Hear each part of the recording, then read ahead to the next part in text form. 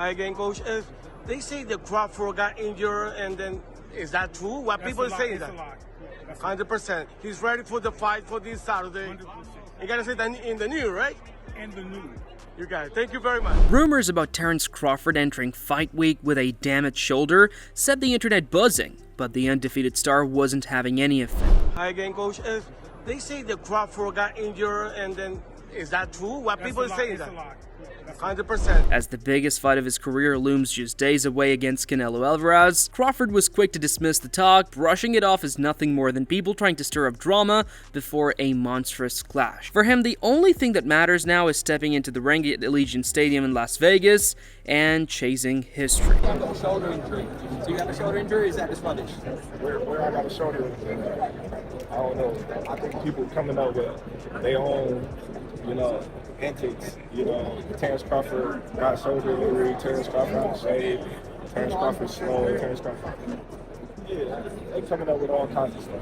At 37, Crawford is already a two-division undisputed champion. He's cleaned out super lightweight, ruled at welterweight, and even picked up a title at super welterweight. Now, he's daring to go where no male boxer has ever gone before, becoming undisputed champion in 3 separate divisions. Standing in his way is Canelo Alvarez, the red-haired Mexican superstar who has owned the super middleweight scene for the better part of 7 years. The challenge is massive, the stage is even bigger, and Crawford has made it clear that he thrives in situations exactly like this. Which I think is really interesting. The Crawford-Canelo fight. Beyond interesting. Fascinating. Because how does Crawford compete with that size? Crawford is leapfrogging. He goes to super middleweight. 47 to 54 and now to 68. And the Madrigal fight in 54 is a difficult fight. Yeah. So who do you like in Canelo versus Crawford? Well, I'm a giant Crawford fan because I think he's the best switch hitter since Marvin Hagler. I also think he's one of those guys that if you tell him he can't do something, he wants to show you and shock the world. 1000%. I also think Canelo is slowing down, and Canelo is more of a one-punch fighter now than the combination fighter he was when he was young. The lead-up to this fight hasn't been all cheers and applause for the man from Omaha. When he arrived at the Grand Arrivals event in Las Vegas, Crawford was met with loud boos from a crowd that was overwhelmingly behind Canelo. True to his nature, he didn't flinch. If anything, those jeers gave him more motivation. Crawford has always carried a chip on his shoulder, turning disrespect into fuel, and his longtime trainer Brian McIntyre knows that better than anyone. McIntyre has seen his fighter feed off that hype of energy before, and 2 years ago, Crawford stopped a training session just to declare that he would dismantle Errol Spence Jr., and he did exactly that in brutal fashion, forcing Spence into the shadows of retirement. For Crawford, negativity isn't a distraction, it's an accelerant. How you feeling, champ? I feel great. I feel good.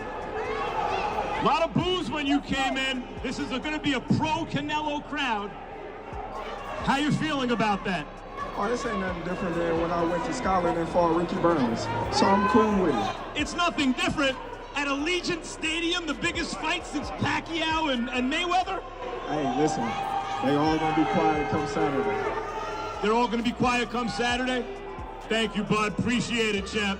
Where's Bomac? The storylines only get deeper from there. Canelo, 35, is no stranger to these grand occasions. Ever since moving up from middleweight in 2018, he has been untouchable at 168 pounds, notching win after win, becoming undisputed more than once, and beating names like Caleb Plant, Jermall Charlo, and Gennady Golovkin. He has never tasted defeat in the division and has built a reputation as one of the sport's biggest global icons. When he shouted Viva Mexico during fight week, he didn't just hype up his fans, he reminded everyone that this fight coincides with Mexican Independence Weekend, a time when he traditionally delivers victories on behalf of his country.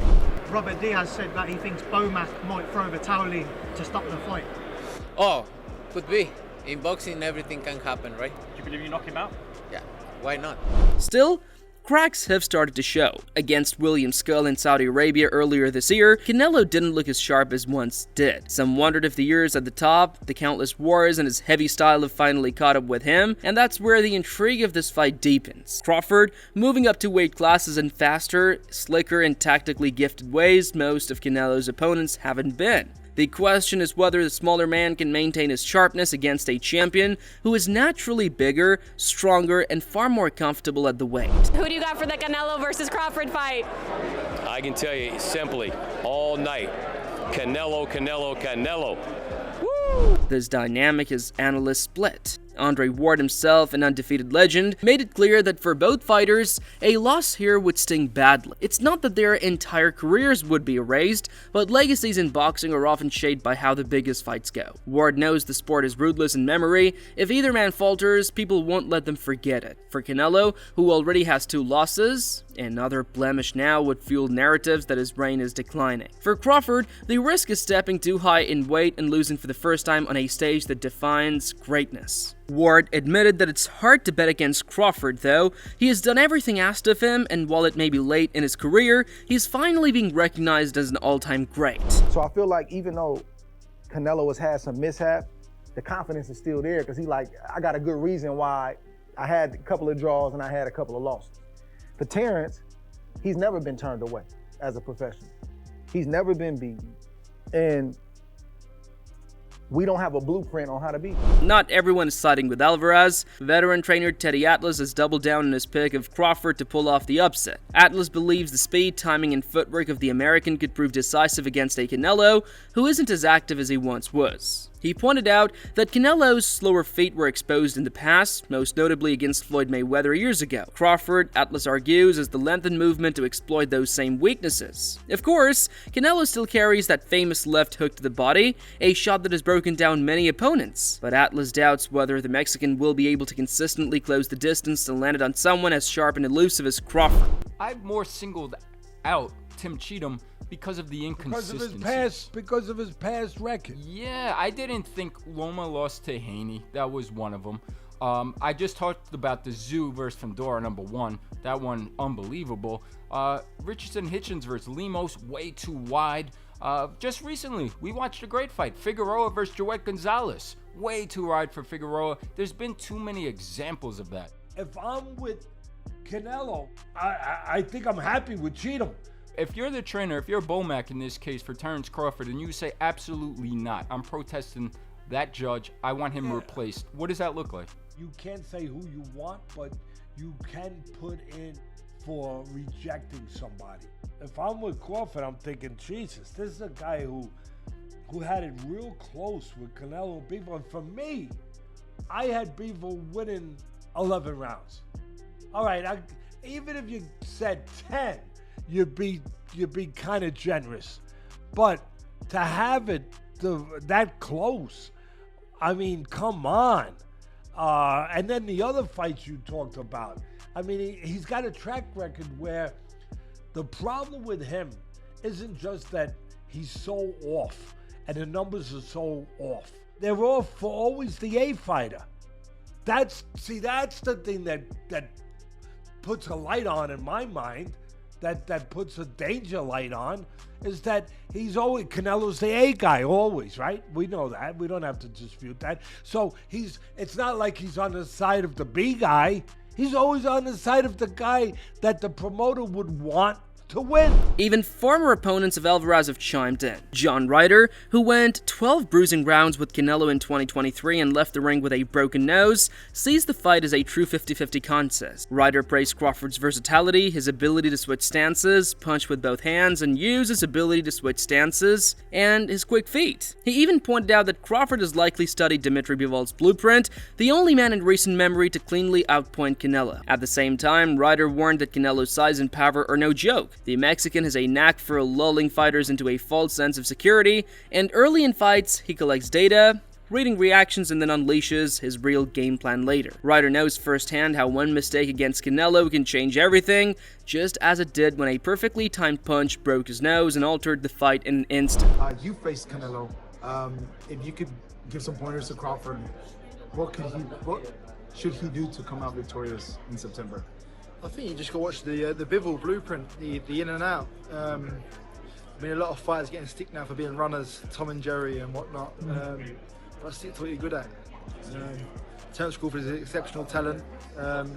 He's won titles through the weights, undisputed at, was it 3 weights now? And listen, if anyone can do it, it's him. I think the weight will be too much of an issue. Canelo is a special talent. And I think the weight will play a factor in the fight, but listen, Canelo once done it and made the step up to super middleweight. I would like Crawford to be more at light middle and middle to build into it, but you take these opportunities when they come, and that's what greatness is. Then there's Roy Jones Jr., a man who knows what it's like to move up and down weight classes and test limits. Jones suggested that while Crawford has several pathways to victory, the fight also hinges on one question. How hungry is Canelo at this stage of his career? If the Mexican superstar is still as motivated as ever, then Crawford will have a long night. But if the years, the riches, and the spotlight have dulled his age, then the smaller man's hunger could carry the day. Well, when I first hear about it, Dre, I like a lot of things about the fight. I like that Bud took his time when it beefed up early because he knew it was coming. So when you got time to get ready and get right, that's a big thing. You can't take nothing away from Canelo. Canelo has been there for a while. Great puncher, great boxer puncher. If Bud can take the punch, which we're pretty sure he can do, we'll have a good fight on our hands. I think there are several ways for Bud to win it, but one way for Canelo to lose it. I ain't gonna disclose none of that, but that's just my thought. Sean Potter, who knows Crawford better than most after being stopped by him in 2020, leaned in a different direction. He's been saying for years that Canelo's time at the top might be winding down. In Potter's eyes, the Mexican champion has overstayed his welcome at the summit, and a loss to Crawford would only confirm that the torch needs to be passed. And even if Canelo wins, Potter insists the clock is ticking, with younger, fresher names like David Benavidez waiting in the wings. Some people are taking it as a sign of a decline from Canelo. What's your opinion on it? The decline of Canelo has been very, very small, but the decline of Canelo has already begun.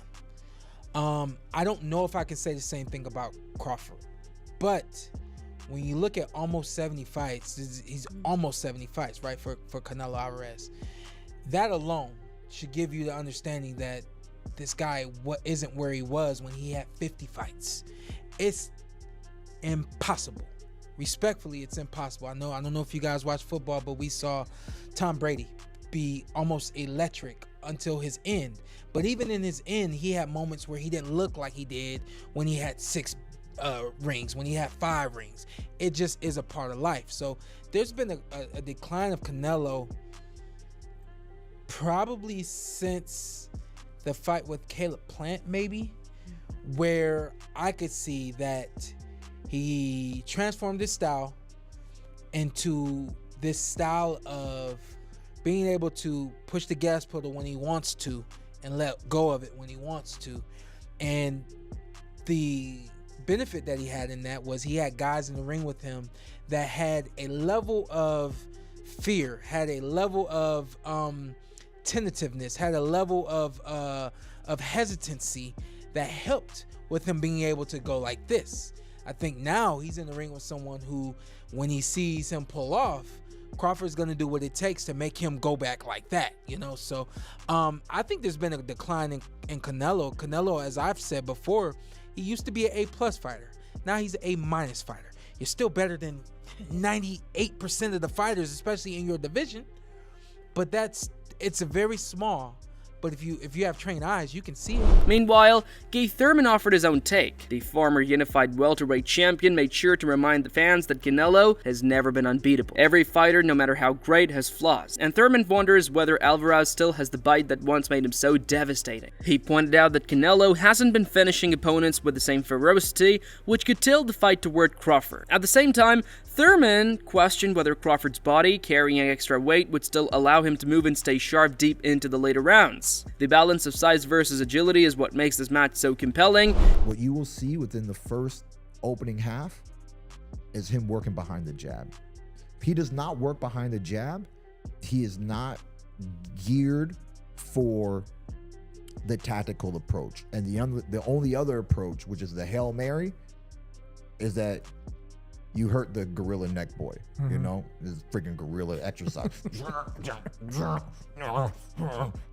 Don't rely on that. He's hard to hurt, man. He's hard to hurt. Don't rely on hurting Canelo. I think that's what I'm saying. Triple G didn't drop him. All these fighters been hitting him. Take a page from Bivol and Mayweather. What they do, they fought behind the jab. They kept their distance. They've used the entire ring, and that's something that he can bring to the table. Use that distance from both Bivol backed him up. But the funny thing is, with the extra body weight, is he agile? Yeah.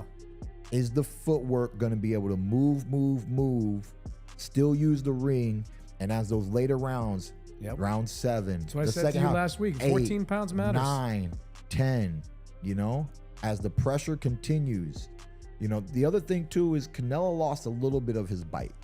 He hasn't been tremendously, you know, devastating and taking people out. So that helps, that re-establishes the fight and is in Bud Crawford's favor there, you know? And as the days tick down, the excitement continues to build. Crawford, fresh off more than a year of bulking up and transforming his body to fit the super middleweight frame, is walking into the lion's den.